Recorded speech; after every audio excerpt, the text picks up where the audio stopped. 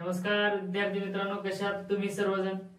आपला MSBT चा result लागलेला आहे. म्हणजे तुम्ही पॉलिटेक्निक करत असाल आणि त्या पॉलिटेक्निकचा रिझल्ट आज लॉन्च झालेला आहे आणि यामध्ये कित्येक जण पास झालेत, कित्येक जण फेल झालेत, कित्येक जण एटीकेटी लागलेत, कित्येकाचं स्वप्न चांगलं आहे आणि कित्येकाचं स्वप्न हा भंगलेला आहे. तर यासाठी तुम्ही जर रिझल्ट बघितला नसेल तर जाऊन बघून घ्या आणि जे काही लिंक आहे ते MSBT आपल्या पेज वरती रिझल्ट समर 2025 या वेबसाईट वरती जाऊन तुम्ही तुमचा रिझल्ट बघू शकता.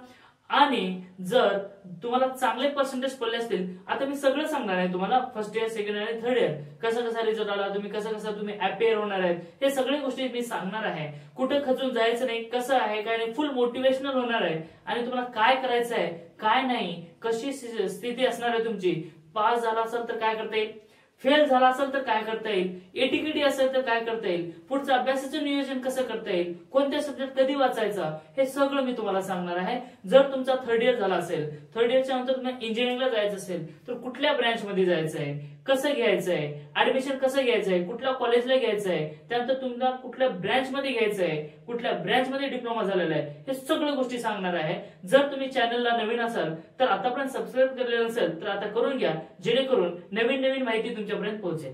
ओके, बघा आता जेव्हा तुम्ही फर्स्ट इयरचा विचार केला जात असता, फर्स्ट इयर मध्ये तुम्ही नवीन असता, गोंधळून जाता, थोडस मॅथ आहे ना, थोडस टफ आहे, त्या लेवलचं बघा. आणि आपली स्कीम जी आहे ते के स्कीम आहे, खूप सुंदर अशी स्कीम आहे. तुम्हाला पास होण्यासाठी असं की जास्त अपाट मेहनत करायची गरज नाही. तुम्हाला जेवढं होईल, तुम्हाला झेपेल, तुमचा विचार करूनच, कारण 10वीच्या नंतर मेंटॅलिटी असतेच काय आपल्या लेकरांची, बरोबर आहे ना. एकदम कमी लेवलचे विद्यार्थी असतात, आपली जी काही मेंटॅलिटी आहे थोडीशी समजण्याची काय असतं, थोडीशी कमी असते. आणि तेच जर स्ट्रॉंग असेल किंवा त्याचा पाया हा मजबूत असेल तर ते इझिली 100 पैकी 100 घेण्याची त्याच्यामध्ये क्षमता असते.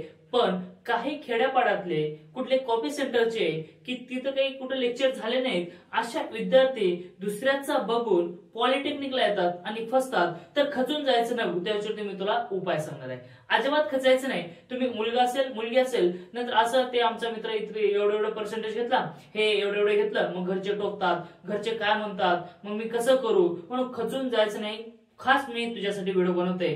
जे काही फेलियर आहेत, जे काही थोडेसे खचलेत, त्यांच्यासाठी व्हिडिओ आहे. आणि जे काही मजेत आहेत त्यांना माझ्याकडून तुमच्या भव्य वाटचालीस हार्दिक शुभेच्छा, कॉंग्रॅच्युलेशन. आणि जे काही फेल झालेत त्यांच्यासाठी मी खास व्हिडिओ बनवतोय आणि कशा प्रकारे अभ्यास करायचं ते सांगत आहे. बघा, मी इलेक्ट्रिकलला शिकवत असतो आणि इलेक्ट्रिकलला शिकवत असताना मी एक गोष्ट ऑब्झर्व केली की थोडे विद्यार्थी जे आहेत ना, थोडं जे काही मॅथ आहे किंवा जे काही सायन्स आहे, जे काही फंडामेंटल ऑफ इलेक्ट्रिकल इंजिनिअरिंग आहे किंवा electronics, element of electronics subject आहेत, यामध्ये थोडेसे कच्चे आहेत. मग कच्चे म्हणजेच काय की त्यांना फर्स्ट टाइम येतोय, मग फर्स्ट टाइम आल्याच्या नंतर ते गडबडून जातात. आणि जे काही प्रोफेशनल आहेत ते थोडंसं शिकवण्याची स्किल थोडीशी हाय लेवलची असते, मग ते समजत नाही, मग त्याच्यामध्ये गोंधळून जातात. आणि गोंधळून जाऊन काय होतं, विद्यार्थ्यांचा जो काही आत्मसात करण्याचं क्षमता आहे ती थोडीशी ढासळते, मग ते ढासळायचं नाही.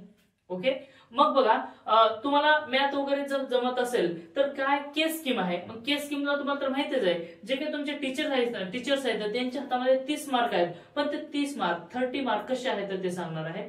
जर तुम्ही टेस्ट मध्ये 30 पैकी 30 मार्क घेतात फर्स्ट आणि सेकंड मध्ये, तर तुम्हाला 30 पैकी 30 मार्क दिले जात असतात. आणि रेग्युलरिटी मेंटेन जर असेल तर 30 पैकी 30 दिले जात असतात. मग तुम्हाला घ्यायचंच किती, 100 पैकी 40 मार्क घ्यायचे आहेत. आणि त्या 40 मार्क पैकी तुम्हाला काय 40 मार्क जेव्हा घेता त्यावेळेस तुम्ही पास होऊन जाता. पण जे काही सर्वसाधारण विद्यार्थी आहेत त्यांना 22, 23, 24, 25 असे पडतात, म्हणजे 17, 18 मार्क घ्यायचे आहेत. खचून जायचं नाही, थोडीशी मेहनत करायचं आणि मागचे जे काही क्वेश्चन पेपर आहेत त्यावरती अनालिसिस करायचं. याचं पुढचं, आता कॉलेज चालू झालं नाही, 1 जुलैपासून कॉलेज चालू होणार आहे आणि त्या अगोदर जर फेल झाले असतील, 1-2 मार्कांनी तुमचा विषय गेला असेल तर त्याची फोटोकॉपी मागवा. आणि फोटोकॉपी मागवण्याची डेट आलेली आहे. तुम्ही उद्या जाऊन लगेच काय करू शकता, तुम्ही अप्लाय करू शकता.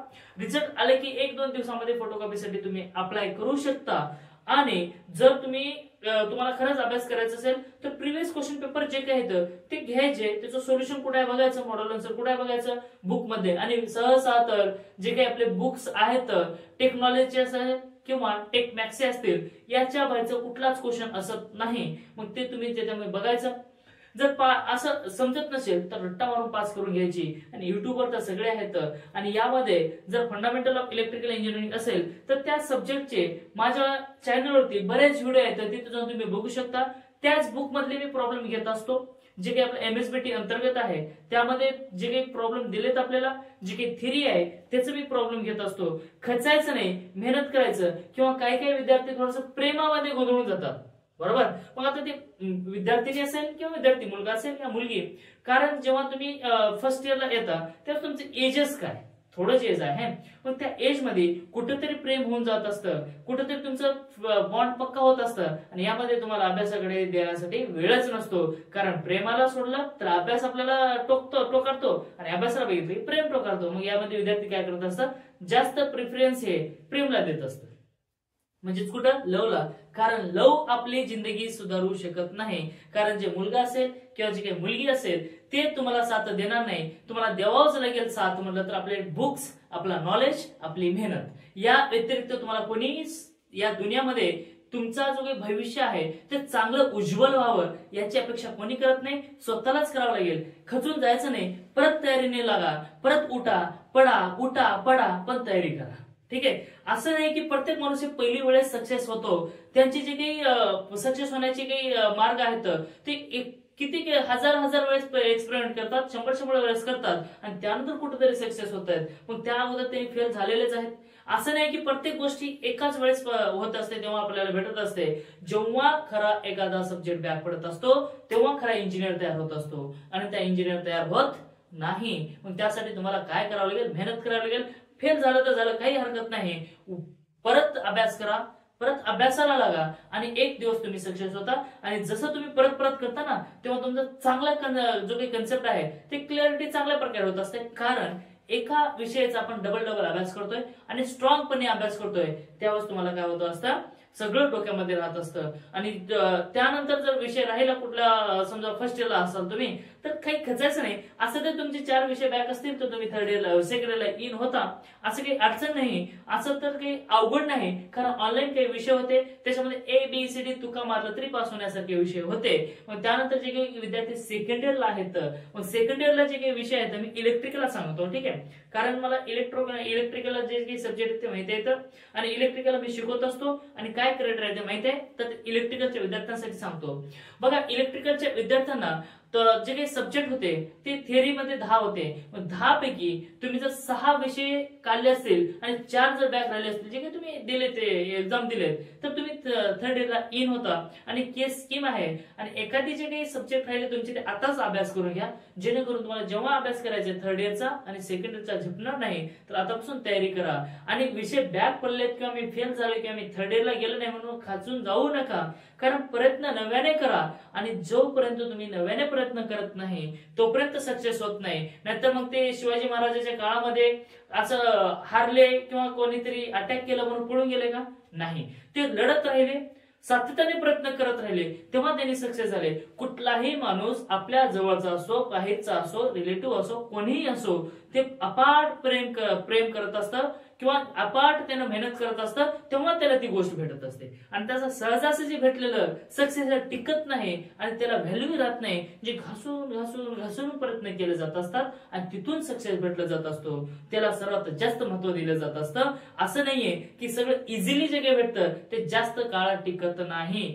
परत सांगतोय, जे काही इझिली भेटत असतं ते जास्त काळ टिकत नाही. आपल्याला जर जास्त काळ टिकायचं असेल तर आपल्याला टिकून अभ्यास करावा लागेल. नाहीतर या मुलाच्या मागे, त्या मुलीच्या मागे पळत गेलो, आयुष्य बर्बाद आहे भाऊ. असं करायचं नाही, अजिबात करायचं नाही. आणि तुम्हाला, मला माहिती आहे, जेव्हा तुम्ही कॉलेजला जाता नवीन मित्र मैत्रिणी होतात आणि त्या ठिकाणी तुम्हाला काय टाइमपास करण्यासाठी सोर्स तयार होत असतो आणि अभ्यासाकडे दुर्लक्ष होतं म्हणून आपले विषय फेल होतात.